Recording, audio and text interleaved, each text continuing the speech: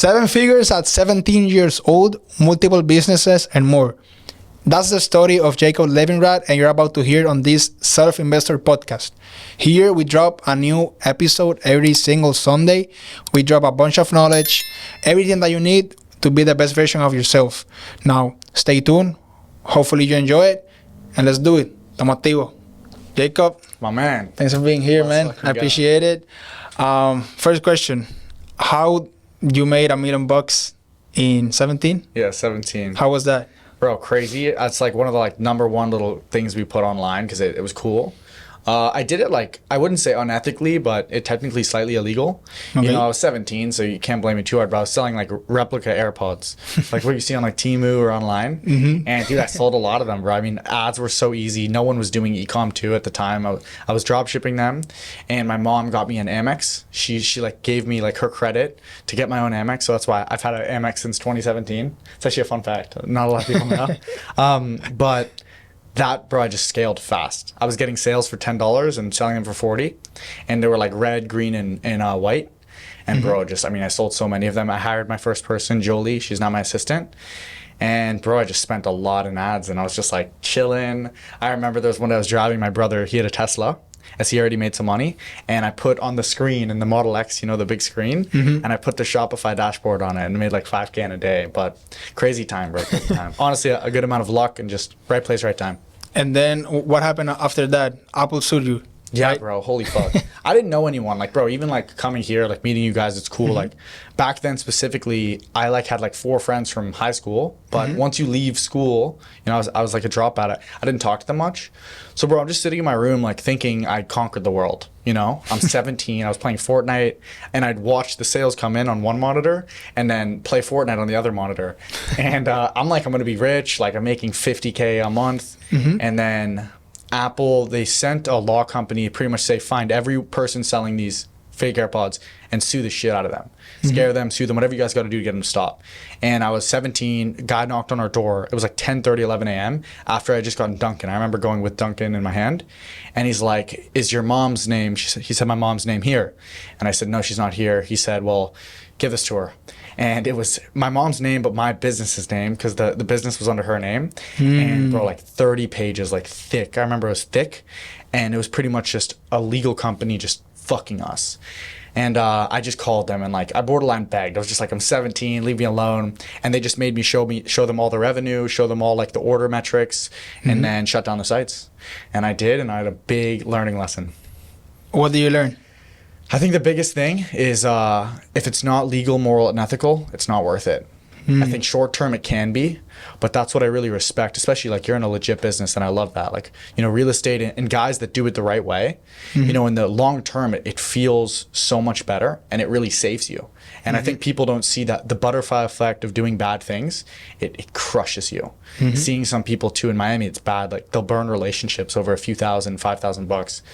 Terrible, and that butterfly effect, when you do something even slightly gray area, if you don't make it right, it kills you. And learning that young helped me, especially now with coaching. I had a guy once, I tried e-com automation, you guys may have heard. I personally believe it's not possible, because if you're selling someone a business making money, why wouldn't you just keep it for yourself? Exactly. And I tried it, everyone's doing it, let me try it. The guy paid me $30K, I did it. I'm this is not worth how much time I'm gonna have to put in. Just send his money back.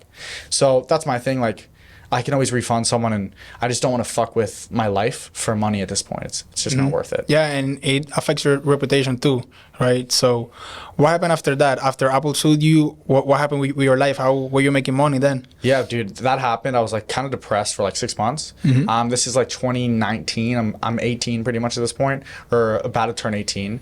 And all my friends, they went to college, 18, whatever. And I was just fuck it. I got an Airbnb in Miami a bit, in North Beach. And I'm I'm having fun, seeing some Latinas, doing my thing. And I'm this is a nicer life. It was less depressing. Everyone knows your hometown is beautiful. It's your heart, wherever you grew up. But for me, if I would live in my hometown when everyone else had their path, it was really kind of messing with my head. So I just said, screw it. I had $50,000. I moved out to these Airbnbs. A week I would go Airbnb, then back home for a week. And then I eventually, I was telling you guys off pod, I found an owner who he let my mom be on the lease and didn't really care that I was there. And then me and my mom, we pretty much co-signed a lease. I got a place at Trump Tower in Sunny Isles. And that's when too I started posting on TikTok. Funny, I'm writing like a short story for my website, going through my whole life, like really in detail. Really? And I was just writing about that earlier today, but it was fun, dude. Living on the beach was sick. Yeah. What did you enjoy most about those times? Dude, I think I was less stressed. Like when you're younger, you don't stress as much. I think the more money you start making, even you were saying you did like 50K in that one deal, like that's nuts. When you realize the potential out there, I think it starts, you can create stress even if there's nothing to stress about, because the idea of not obtaining something can like make you stressed. Okay. You know, like someone, I think when you realize you can make, let's say like $10 million a year and you're only making 1 million, it's hard to be like, I'm happy about this 1 million, let me chill, because your body's telling you, let me get to 10. So I think back then I was very comfortable and it was nice. But at the same time, I didn't, in like a long-term viewpoint, you know, I didn't want to do that. I wanted to obviously grow. Probably had like 100 grand. And I was trying to do, as I say, like pump and dump stores. I was still trying to find a quick product, sell maybe 50, 100,000, and the next product. Almost like finding deals, you know, I found a quick product, run it up. Yeah. And yeah. Nice. And yeah, I mean, I would say that, well, first, let me ask you this to get your opinion, but how would you, if you feel that you're very comfortable with whatever income you have, what can get you started to go for more? How would you say? Ooh, because so sorry to interrupt you, right? But let's say that you earn, I don't know, like 2K a month and you're good with that, and then something happens, you broke to a business or whatever, and now you make 10K a month. Now that's 5x. So at that point, you might be like, I'm chilling. Like I can do nothing else for the rest of my life. But where does it come from to go from 10K to 100 to a million? So how do you think someone can break through that? I think it's mainly surroundings and people, not even that you know. I think a lot of people think you have to network. For me, I've even just done like on social media, if you do just like research on competition and other people like you can just see people doing such amazing things. And you know, if you're 20, 25, looking at someone like Elon Musk, you probably won't really get motivated because he's so old and it just doesn't relate.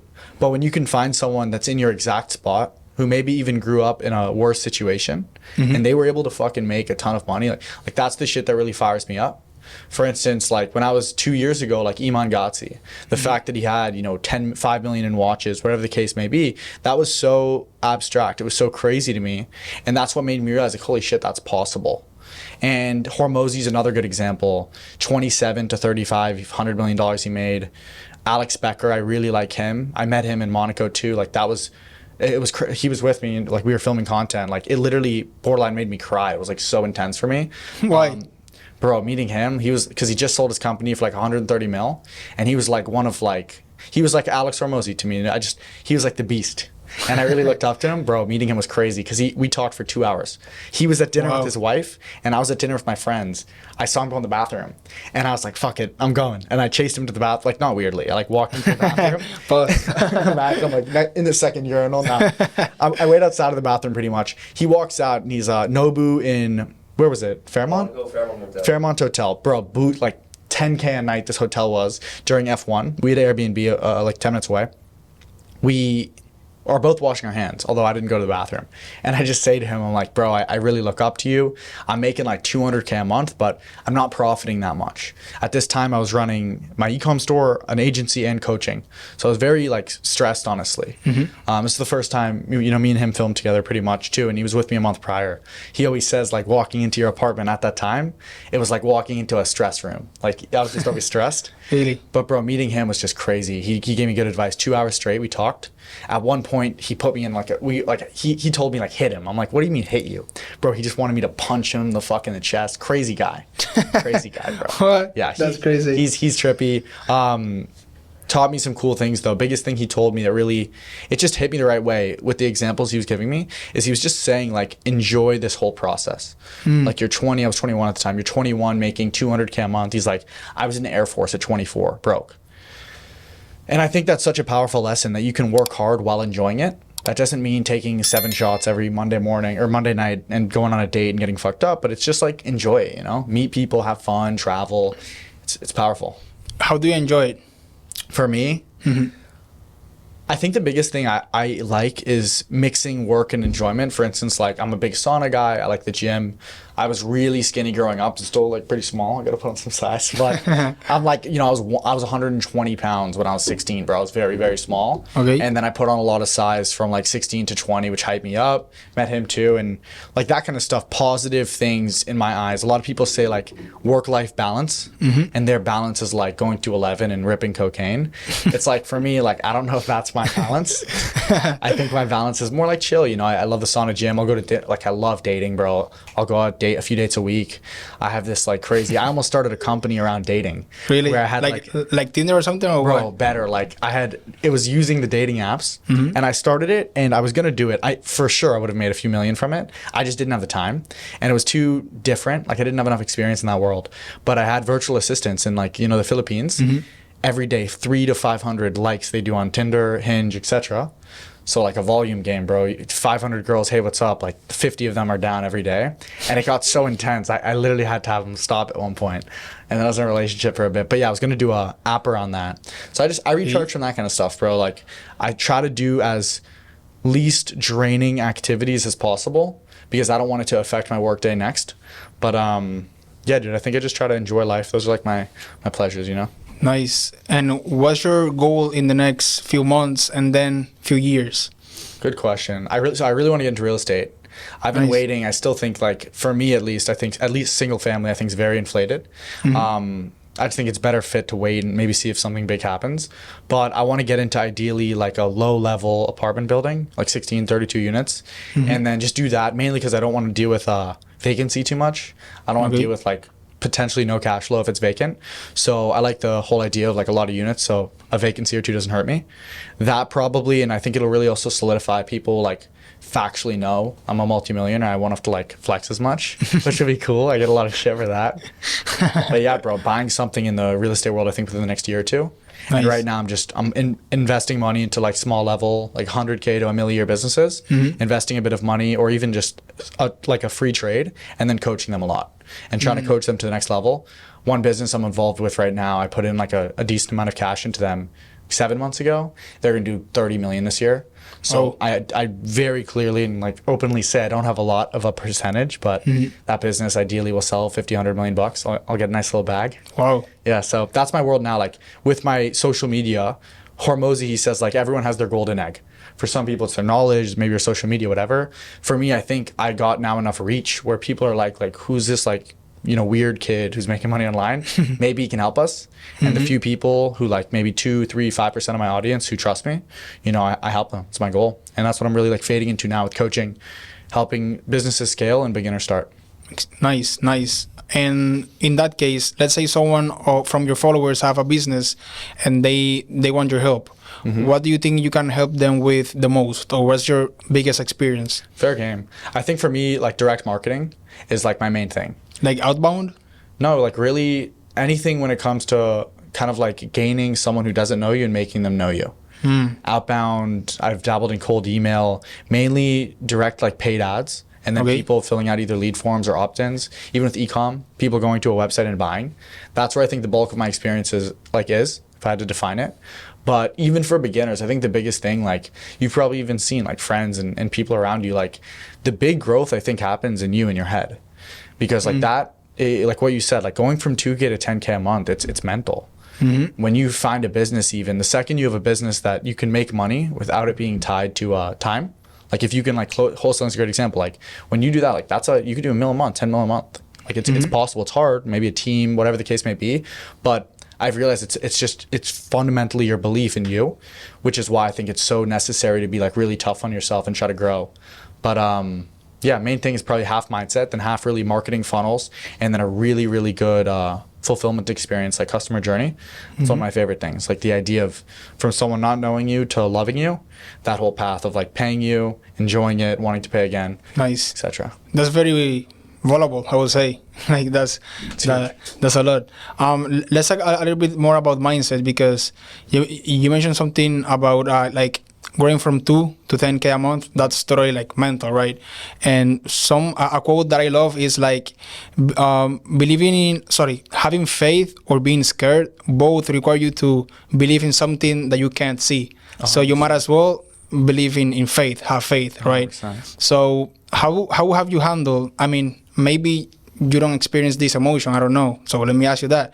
Do you experience any type of fear? Because think about it, you are a young kid with a bunch of money, and a lot of people are looking at you, and you might have some type of enemies maybe, or you can lose it all. 100%. You don't know how, right? But that could happen. 100%. So my first question is, do you experience any type of fear in your business or in general in your personal life? That's a fair question.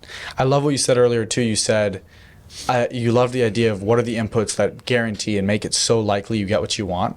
So I love that. And like Charlie Munger, I think it was, he like said the opposite. He's dead now, rest in peace. But he was like literally 98 and worked with Warren Buffett, and he would inverse what he wanted or didn't want. Like he'd say, like, if I want to get ripped or I don't want to be fat, what is it I really have to avoid? Like, okay, if I want to be fat, I'd eat hot dogs. Let me not eat hot dogs, you know? But for me, I think I'm not really worried too much because I'm very comfortable in the idea of going broke. It doesn't hurt my head. As I think the experience and skill set I have now, it's guaranteed. Anything I want, if I needed to pivot, I can make 50, 100 grand a month, like pretty much instantly. On top of that too, I think that whole concept of guaranteeing things, like the few things that can really knock me out, God forbid, I think I've really protected myself from. So at this point now, it's inevitable. I love that line. And nice. in Thanos, like the guy going like it's inevitable and wiping out the planet. I'll send that like meme around to some of my close friends sometimes because I think it's such a great way to live life. But that fear, I think, is in everyone at different levels and also maybe at different times in their life. But realistically, exactly what you said, I love that. Like you can either be afraid or be like optimistic. And I'm a very optimistic person, almost a lot of the times too optimistic. One of my main like leaders who helps me run a lot of these companies, he even like is almost the opposite at times on purpose. Cause he tells me like, you're so optimistic sometimes, like I want to be the opposite just to balance us out. And yeah, man, I'm not too worried because I remember vividly when I was like 18, 19, the first time I had 100K in my bank, I was like almost scared of losing it because it sucked, like the idea of having to live back at my mom's or whatever. And I hated that feeling. And then one day I just said like, fuck it, worst case, I'll just figure it the fuck out. And I heard on a podcast the other day, any problem you can solve on a long enough time horizon. And I think that's really powerful to know, like even if you get fucked, you know, whatever the case is, on a long enough time horizon, it won't matter if you're working right, you know? Exactly. So that's what I think. Majority of people I think who know me, like me, especially the ones that work with me, I think it's just a matter of time. That's inevitable. Yeah, I don't know if this is a Michael Jordan quote, but he said something like, I never lost, I just didn't have enough time. I love right? that. So it's very similar of what you just said. I voted that. So let's pivot back a little bit more about like experiences that you've had. So what's some of the craziest experience that you've had that you can tell on camera, right? Yeah. I don't know the ones that are in Miami explicit or what, but no, in general, just like a crazy experience that you had that. Oh my gosh, bro. I mean, give me a cat of women, money, a lot of stuff, bro. January of this year, I think I probably lost between like paying taxes and some investments. I think I spent 700 grand in a month. How? I can go into that. Yeah, I've had women traveling. Almost got robbed in Madrid once. But the 700K a month, pretty much last year was like one of my biggest years. Thank God. Hopefully it'll continue growing. Specifically with like dividends, because I was a part of 2 businesses that were paying me, and that was just like pure net profit. So between that and then also some like issues I had last year that I pretty much wanted to like very openly tell people, like, when I fuck up, I'll always refund. So I was doing something with a new offer that I just didn't like. So I did a good amount of refunds for that. And then just like literally just buying shit and paying taxes. And I remember looking at the end of the month, like literally going from like X amount to like X amount minus like 640, 700K. I remember looking at it with my bookkeeper and it made me sick. But at the same time, one thing I've realized that I hate about taxes, it was the reason I looked into Puerto Rico this year, is like, you have to really just stomach the fact that if you go and let's just say go from 0 to 1 million, you feel that 1 million and then you got to pay 400 of it. And then you just have 600 left over. And people don't realize that. They'll get the million and then they'll spend 500 of it. They pay taxes. Now you're left with 100. And like, that's so fucked up. And I think I really started feeling it at 2018, 2019. So I prepared myself a bit, but that's why now, like, I'm pretty confident, God willing, I can hit my number, which I want to be in Puerto Rico. I think everyone has their number where you got to get out of taxes. With you, like, real estate's good too, but as I told you, I'm not ready for that yet. So I think everyone has their number. I have my number where if I'm profiting X, I'm going to Puerto Rico. And yeah. Yeah, so if we see you on Puerto Rico, we already know that you hit the number. 100%. That's crazy. So pivoting back with your journey and everything, what's your first advice that you would give someone that just want to have general success in business? Starting out? Yeah, starting out. Dude, I think it's so much in you. I think people have a different definition of hard. If you ask one person what is their definition of hard, you would probably relate it to their life. What was the hardest thing you've experienced? You know, when someone says it was taking the SAT when they're in high school, it's like, you're fucked. But, you know, on the opposite, a business owner is like, man, I had to stomach like 6 months losing money to finally month 7 make money. Or I was X in debt and figured out the fucking wholesaling deal, whatever the case may be. Like, your definition of hard, I think, defines you. And when you're starting out, it's very low. Like, you know, it's hard for you to wake up in the morning and not stay in bed and watch Netflix or fucking jerk off. So that shit's like it. When I talk to new students, especially, I really got a good grip of understanding how does the beginner entrepreneur think and what is the issues that they need to grow. It's like a big part of my life now. And it's so on them. It's majority on them. Once they fix themselves, information matters, like what they're doing. But I'm sure you've even seen, like, you know, when you meet people, there's so many businesses and industries that work. So it's hard for you to fucking get into the wrong business. You got to really get unlucky to stumble into the wrong business. And the reason most people fail business at Shopify, 92% of stores cancel, I think it's within 6 months. That's which is crazy. And you think like some people like, oh, e-commerce doesn't work, or it's like maybe those 92% of people just fucking suck. So that's what I've realized is I think people's definition of hard is too low, myself included. You know, as we grow, your standard, you know, gets so much higher for what's hard and what you can handle. And I think too, that's why a lot of rich people like other rich people, because it's like, you know, a rich person doesn't want to talk about how like you're a fucking dog shit in the patio. Like that's like part of like who the fuck cares, you know? They're talking about fuck like this $400,000 tax bill, maybe you want to fucking shoot someone, you know, that kind of shit. Yeah, I guess like the more progress that you have, it's not that the problems get easier, it's that you get better. Exactly. Right. And they like, you don't even trip. You've seen for sure, like, I think business and making money, it's the ability to solve problems quicker than other people. And that's 100%. Like, it's sick. It's fun as fuck. Yeah, it's, you know, something that I want to share with you. I've said this in different podcasts, I think, but I see life as, I'm sure you guys have played GTA, right? So like literally, this is my honest opinion. I think that life is like just playing GTA. Oh, 100%. You know, because like it's, this might be like, how do you say, like controversy, opinion or whatever, but I don't know if when we die, we're gonna go to heaven or whatever, like besides that. But what I know is that we're on the present, right? And the only thing that you can control is being here. So if the only thing that you can control is being here, you might as well do the best out of it. Agreed. And sometimes I'm like, you know what? I don't know the purpose of life. Like, I don't know why we're here. But at least I'm just gonna do my best on having fun and doing whatever the fuck I want. Of course, like with the standards of life, and you know, I'm not gonna do anything illegal or anything like that, but I just think that if you see life that way, it's just easier and more fun. 100%. Wouldn't you say? Like, yeah, bro, I'm so with that. I think too, like a lot of people, I've myself included at times, you know, catch yourself in social media or in movies or whatever, and it's like you can just live and enjoy such an amazing life. I think everyone has their wants, but I think where social media and like our phones have gotten now, they consume so much of us. And exactly what you said, man, like life is to be lived. And I love that. I love living in the present too. Even that concept from Becker, he was so big on like just like enjoy, which is like sick. And it just makes life more fun.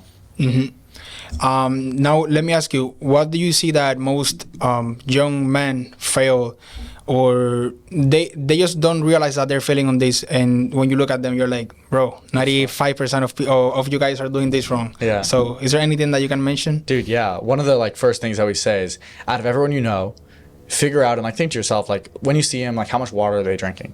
And I think it's so funny. I mean, women are terrible at this. Men, I think, are a little better, especially if you hit the gym. But bro, the most basic human function is like drinking water, eating food, and sleeping. Yet those three things, a lot of people don't just fuck up on, they do terribly. They fuck up their sleep like 5 nights a week. They don't drink enough water, and they eat like shit. And then you realize, like, holy shit, the bar is so low. Because I was even telling a student of mine who, he's in like a pretty high tier offer. We have like some now. We're going way more into like quality over quantity. I kind of charge more, and I'm giving a lot of time myself, and I really am mentoring people hard, like hardcore. When it comes to like the beginner coaching, bro, one student I'm taking on, I'm on our onboarding call, and he tells me like, yeah, he was lifting his whole life, 16 to 18, then he stopped, and he hasn't went to the gym like a year. And I'm like, okay, we're gonna talk about business, but I want you to realize something. Going to the gym is a lot easier than making 100K a year. So if you can't do the easier task, it is pretty much impossible you do the harder task. And that concept makes so much sense. So for me, it's like, bro, if I see people, those 3 basic functions of sleep, food, water, especially if they know. It's one thing if you don't know, fine. But once you realize, like, holy shit, if you have a calorie surplus, you're eating a lot of protein, you're working out, you're gonna get bigger. Like if you're staying skinny, like there's something wrong with you. And that's my thing, is like, fair game. If that's your life, if that's what you want, okay. But when I see that in someone, like, it's going to be very hard for them to do hard things. And it's a hard conversation to have with yourself even, but crucial. Yeah, I really like how you mentioned about like going to the gym is easier than making 100K a year. And yeah, I mean, I like to compare both things. I would say like business and going to the gym and eating healthy, because at the end it's just building habits. Exactly. Right? Good habits, good inputs, as you were saying. And it just, bro, it guarantees the output. That's Exactly. fucking sick. Exactly.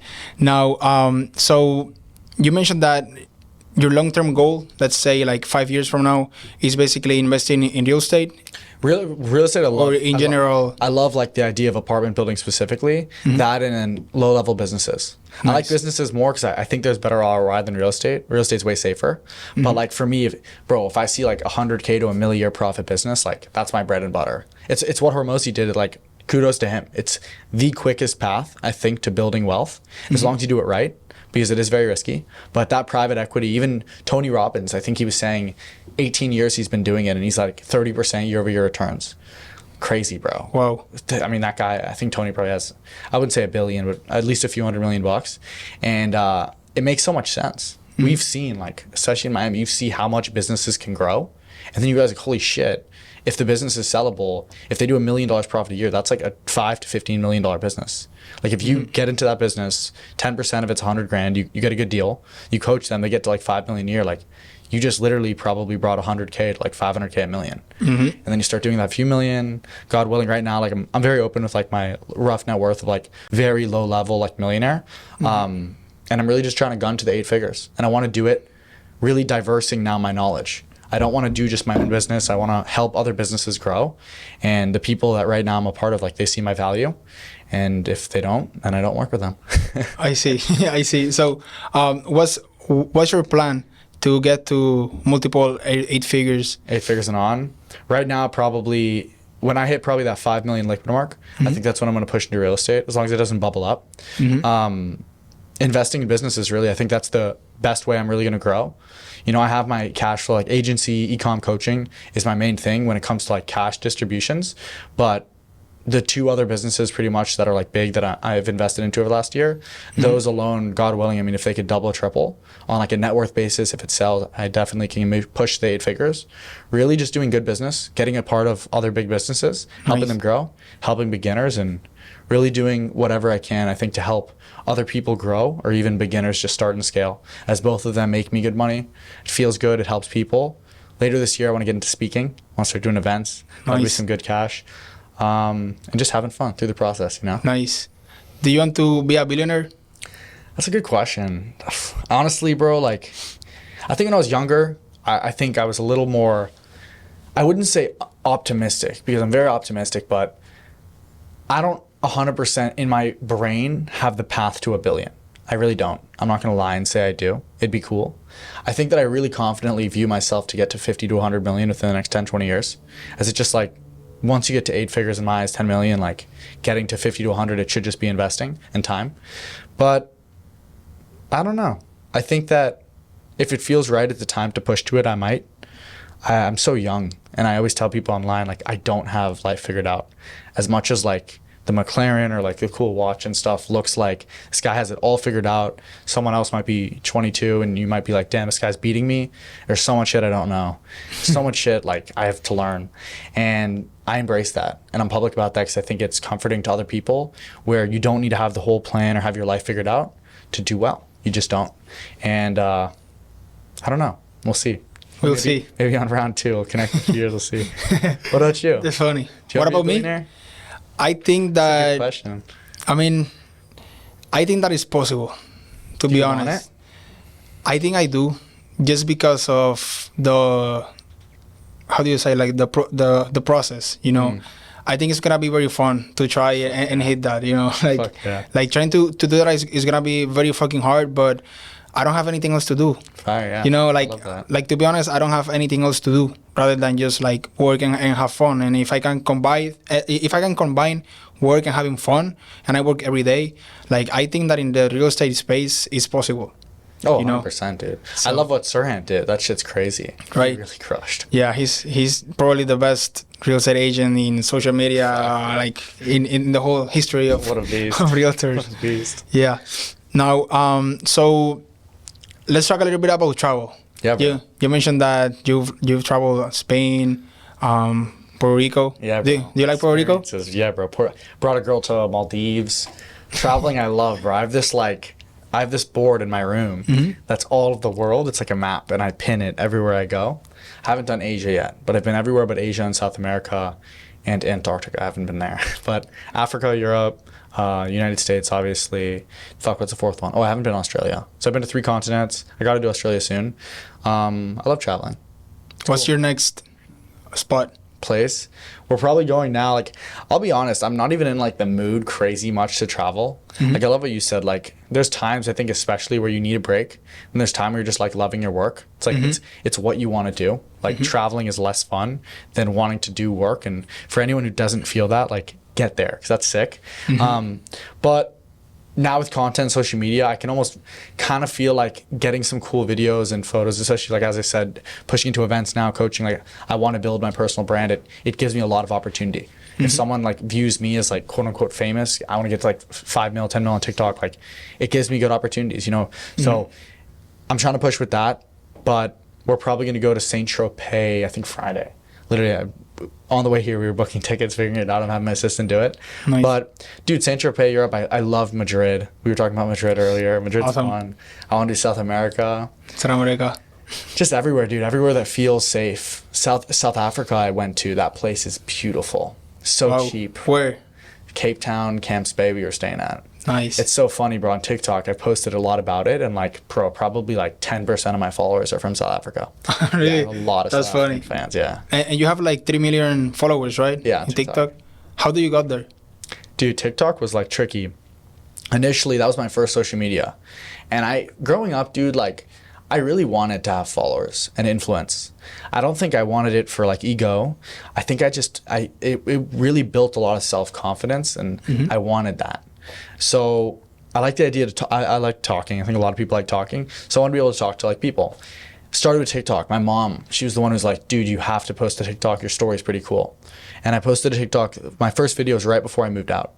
And then from there, when I was Airbnb-ing, I started posting videos. In the beginning, it was fully for fun. And that's what also got me to coaching, is I was like, a lot of people were DMing me. I was like, holy sh! I was starting with $500 an hour for a phone call at 18. And people would pay it. That's crazy. Like, fucking crazy, dude. And I'm like, my first thought when someone did that is I Googled, what does a heart surgeon make per hour? And it was like 140 to 280. I was like, holy shit, I'm a heart surgeon with a middle school diploma. Wow. And bro, I started just posting. I had some beef. I had like 3 main growth spurts. Initially, it was really early, 2022? No, 2021. Yeah, 2021. it switched from Musical.ly to TikTok. My first few videos were like not even about money. Posted the video like I'm a high school dropout and I have like $100,000 and like a $5,000 Rolex and a Tesla, or I had a BMW initially. Bought a Tesla, and 3 months later, that whole like just flexing, just like talking about my life, like a few $100K I got. Then this guy like was pushing beef on me, being like his car's rented, da da da, and I like showed him proof, and we went back and forth. My video responding to him got like 7 million views in like 2 days. I had one video of my story, 5 million views in a night, like 5 million over a week. So just, bro, it's so much easier to blow up. Like Charlie D'Amelio getting to 100 mil, it's just because she was early. Like another girl fully could have done that. She was just early and posted well. So for like 500K, 600K, I chilled a bit. And then I got back into posting like those lifestyle clips everyone saw. Now they've died down a bit, like the Tate style when Tate was initially blowing up. I got like 1 million with that. And then, man, the last like year between like ads we run for like coaching my personal brand and then also just really consistent content, YouTube, Instagram, TikTok is like 3.8, 3.9 with fan pages, maybe like 4.2. And just consistency, bro. Honestly, like good content people enjoy with good strategy behind the scenes. Good strategy. This guy's fucking secret. Without him, I'd be a lot smaller, have a lot less money. Shout out here. Nice. Shout out. Good people too, yeah. Good people behind the scenes. Like it's very hard to do big things with yourself. How big is your team? Between everything? Just like direct people who work for me, right around like 30. Wow. Small team of salespeople, 5-6 people with content, then some operators, and eventually now I'm really trying to make it that we kind of have an operational team that can then manage the companies, even if we have a bit of it. Because I want to be able to kind of not have to talk to the company I invest in. If you're at 200K a year, like profit, I could just send in like maybe like this guy or that guy or my VP of sales. So building structure with that, which I don't have all figured out. Right now, that's kind of the next step for me as I'm moving up. Instead of running, hey, what do you do? Like, oh, I do e-com and coaching or e-com and agency. Like, hey, I do coaching and I have like 25 businesses under our portfolio. So that's what I'm working on now. Don't have it figured out. Figuring it out, 22. Nice. Doing my thing. Awesome. Changing the topic a little bit. Why do you live in Miami? Ooh, good question. Bro, Miami's sick. You know. When did you move to Miami? 2 years ago. Yeah, it's fun, bro. It's fun. Still, me no habla español. I'm still learning, bro. But I like there's a lot of Spanish here. I think that I grew up 2 hours, hour and a half north. In Boca Raton, right? Boca, Pompano area. Liked it there. Good vibe. And this is like just such a beautiful city, you know, Brickell, Wynwood, South Beach, so much good. I mean, I've never had any bad issues with crime or anything. Great people. I've met a lot of people moving here. I was very, very, I wasn't a loner. I was like a cool, normal person, but I didn't have many friends from like 16 to 18. I remember I wrote about this. This was like the deepest thing I wrote about with this whole like short story for my website. Eventually, once I'm like 30, I'll write a book around it. But I was like categorizing my whole life. And that time when I was like 18 and moved to that first beach apartment, I was posting about it too. Like I literally was like solo. I did New Year's alone and my birthday alone. Really? And my birthday with my like mom. But like that's tough. Yeah. But that also made me like super comfortable being solo. And then dude, when I came to Brickell, it was like this dragon came out of like I was so happy already, but then bro, meeting like amazing people, meeting girls, like it was like I was so overly happy, and I still am. That's why I really love life. Kira's even seen like I don't think you've ever seen me scream or get mad. Like I'm super like chill. I'm a very happy person. So happy sometimes people get mad about it, I think, who are sad. Really? Yeah, bro. And just amazing people I've met. Even meeting you guys, like, it's cool. Awesome. Appreciate it. Appreciate you saying that. How does your week look like right now? Good question. Really good question. I'm a big calendar guy. Around a year and a half ago, I started doing a Google Calendar. I was taking so many meetings, like just texting, like, yo, let's hop on the phone. It made me want to kill myself because like I hate when I'm working and someone's calling me. So I made a rule pretty much the whole team. They can't just call me. I got my assistant inside of everything. So I got her in my phone, email, text, like everything, which is a little intense, but I trust her and I like her. So she's in a bank account, like 150K. I have her in one of my accounts. So I trust her a lot. She like runs my life behind the scenes a little bit, my schedule, etc. She even like every day, the next day she'll check if I'm ever double booked. because you already know if you have two things at once, like that's very stressful. She really helps me, and then everything's just structured. I wake up right now. I have a start of day flow where I have literally a checklist pretty much of all the things I do to start the day. I try to keep it very quick, efficient. I really try to stay away from texts or even any sort of like chatting throughout the day, DM, stuff like that, emails. I check my emails once a week. That was a big change. I found a lot of people, especially once you pass 100K, maybe $1 million a year, your emails, like you need to check them. But at the same time, it's such a bitch. So for me, I decided like there's nothing urgent enough that it'll kill me if I don't see it within a week. And then I have my assistant who skims it too, but she might miss stuff. So a weekly check, and then just meetings, man. I don't do meetings till 1, 2 p.m., but for me, I like connecting with people and making sure the people who work with me are on path. Also, if anything or anyone's doing wrong, I can sniff it out and get them gone. But realistically, a lot of meetings. I try to hit the gym almost every day, 3-4 times a week probably. Nice. And bro, I've really optimized life. Dog walker, house cleaner every day, chef. Had a chef for a while, fired her because I had a girlfriend. Now I got to get her back. No girlfriend as of recent. You got to get a chef back. Really just I focus on the highest ROI task normally day by day. And also in that start of day flow, I have a notepad. I plan and schedule every day. And then I do a recap. I've been doing that for 1.5 years. Like, bro, game changer. Really? Yeah. Works? Yeah, bro, sick. Nice. I have like in a Notion page, like every month. Some people don't believe me. I just literally today we posted a YouTube video, God mode. I show like the whole Notion. It's in every like month you see, you can click in, see the days. That was cool because even my big points in my life and also my depressing and sad points, like I could look back and see what was I doing good and bad, you know? Nice. You know, when you mentioned that about the emails and you that have an assistant, do you know who Dan Martel is? Yes. He has a video that if you haven't seen it, I can send it to you. How he was sharing how his assistant manages his emails. I love that. And I think that will work a lot. I gotta try it. I can send it. You know Richard Branson? Yeah. So that was the one I got. So I'm trying to get my assistant fully incorporated in my life.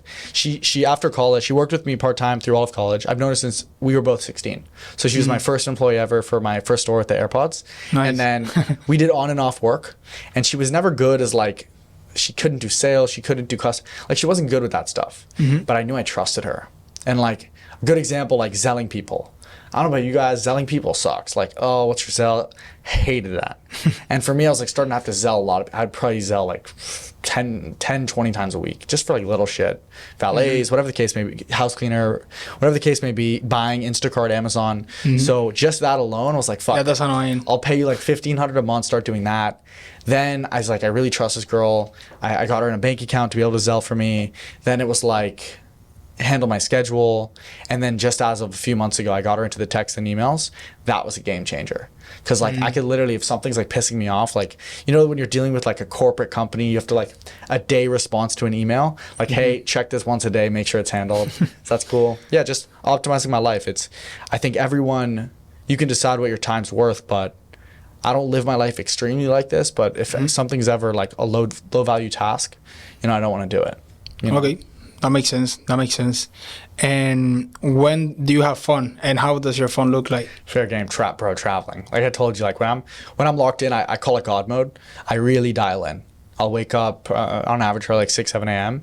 I have a cold plunge in my bathroom, like right there. My bathtub's a cold plunge with a cooler. I have a sauna downstairs in my apartment. I'm like very, very dialed in. Because my thing is if I'm going to work, I'd rather work really hard for like 4 days to then have an extra 3 days to do what I want. Rather than work mediocre and have to work 7 days for the same work. So if I'm going to work hard, get my shit done quick, and try to do in 1 week what maybe the shitty version of myself, it would take him a month. That way I then have free time, like, you know, going to Europe, traveling. I think traveling is probably my biggest, like, have fun. Some of my vlogs too, I posted, like, it's a different side of me, you know? Nice. Especially, like, biggest trips I remember probably that are the best. It's like Monaco, Mykonos.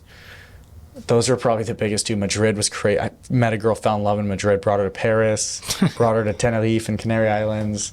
Like, just such a fun time. Just like traveling. Traveling's fun. Nice. Few jets, Bahamas, I frequent Nassau. Right here, bro, 30 minutes, whew, quick. Is it nice there? Yeah, bro. Bimini and Nassau, like, you gotta go. I haven't been there. Both are fun, bro, especially Bimini. Bimini's quick. You could even, if you, like, some friends, fast boat, this one family I know, I met him over there. They gunned from Weston. Big house boats parked there, and they gunned it to Bimini in 30 minutes. 53 Wow, miles. damn. Yeah, no, they were flying. It's like a cigarette boat. They like, and yeah, they're in Nassau. I go there a lot. I'll gamble there here and there. I was traveling pretty young with the whole like money thing, so it was cool there. I could drink and gamble at 18. So I go there a lot. Yeah, Nice, yeah, nice. cool. Yeah, in Puerto Rico, I think we started drinking like what age? Like 15 or something. It's like Europe. This guy. Yeah. Exactly. Yeah, like we were like at 16 tired of drinking too much. I think that's why we don't drink that much now, because it's like, You get tired of it. yeah, exactly. Even dude, for me, like that's my thing. Bro, one thing I've been doing is these salt packets. LMNT it's called.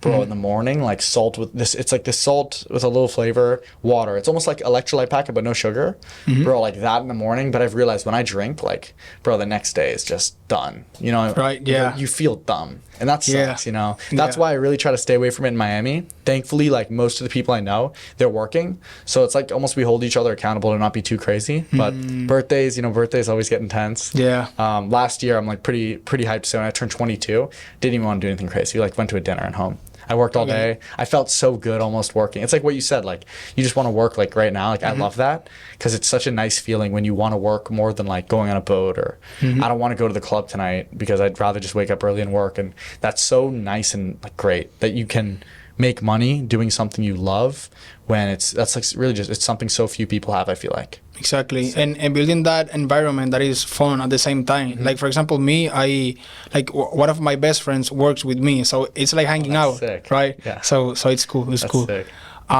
Before we wrap up, what would you tell your younger self? Oh, dude.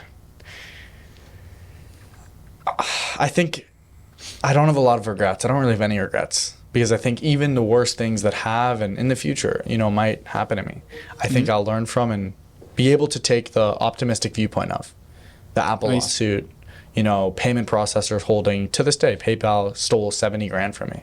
Like I just had to live with that. And Wow. I think it's things that taught me so much. And that lesson is going to make me so much more than the loss. So really no regrets. I think the only thing I really wish my younger self saw is the ability to think bigger.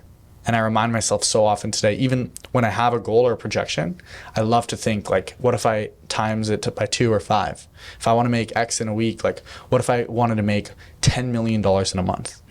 When you go and you think that big and you really think about it, you really try to, how can I do this? The best way I'd say is 5 or 10x your goal, because then you can really think about it and believe it. When you think of that path of doing it, it's like, holy shit, that could work. And it gives you like that dopamine and Motivation, yeah, it's fucking sick. We see like, bro, in Miami, there's guys with money. These houses, some of them are fucking dumb too. Like my favorite thing ever, I call it unicorn entrepreneurs. When someone who's like a unicorn is in, they shouldn't have made so much money, but they did. And shout out them because they're still fucking rich. They worked smart, not hard. And that's so sick. I love that. But really just think bigger. And I think every time I wasn't working that hard, it's because I wasn't thinking big enough. I was comfortable or satisfied. And when you're comfortable, it's like you're okay. You stop working as hard. You don't grow. You don't innovate. And I think that's one thing I'm blessed to have my team for now is that it's very hard for that to happen because when they're working on something, I'm able to think of the next thing. And it's like, even if I stop or settle, they're still working and pushing. And they'll even remind me sometimes, you know, my team, if, you know, they're only making X amount per month, like I'll realize like, holy shit, this person who's making 10, 20K needs to get to 50K next year. If I don't grow the vision there, they're going to quit. And I'm very blessed. It's one thing too. Very few people have quit from working with me. They believe in me, which fucking fires me up. So yeah, just thinking bigger. Awesome. Is there anything else that you want to mention before we wrap up? Bro, I think we got some cool combo in. That's pretty much it. That was great. That was great. You have to go to Puerto Rico and hit us up. Yes, bro. We'll do Puerto Rico. Maybe Medellin. Oh, I'll go. Thank you. Thank you, man. Appreciate it. Fuck yeah. Mateo.